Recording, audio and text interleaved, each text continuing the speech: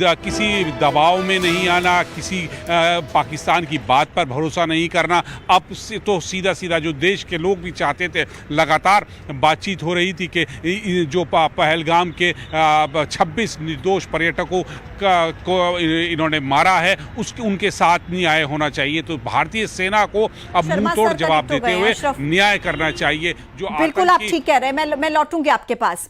अभी मेरे साथ S L Sharma sir, defence expert, connect हो गए हैं।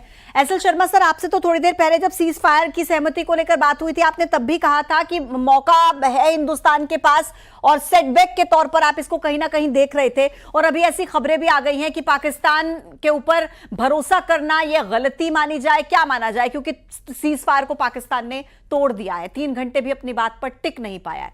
सर, आपका कॉमेंट चाहूंगी। देखिए, भारत ने कोई गलती नहीं करी है, क्योंकि जो डिप्लोमेटिक चैनल्स हैं जिस हिसाब से काम करते हैं उसका भारत ने रिस्पेक्ट किया है। अब पाकिस्तान में क्या हो रहा है कि जो वहाँ के प्रधानमंत्री की बात जो है मुनीर नहीं मान रहे हैं, और मुनीर की बात उनके कमांडर्स नहीं मान रहे हैं। जो वहाँ पे मतलब बेसिकली देखा जाए तो it is a total mess कि कोई लीडरशिप नहीं है, कोई उनका जो है एग्जीक्यूटिव चैनल नहीं है। और ऐसा लगता है मुझे कि वहां पे तख्ता पलट भी हो सकता है।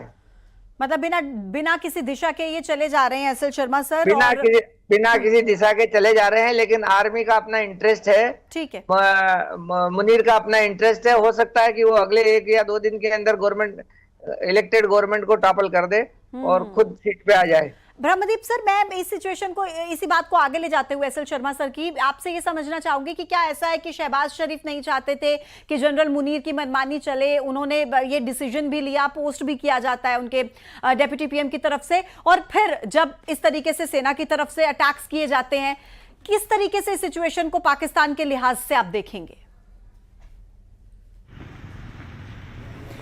देखिए, आसिफ मुनीर जो है, उनकी क्या मानसिकता है उसको भारत बेहतर तरीके से जानता है, और उस शख्स की कट्टरवादी सोच को भारत ने देखा, पहलगाम में वो प्रतिबिंबित भी हुआ।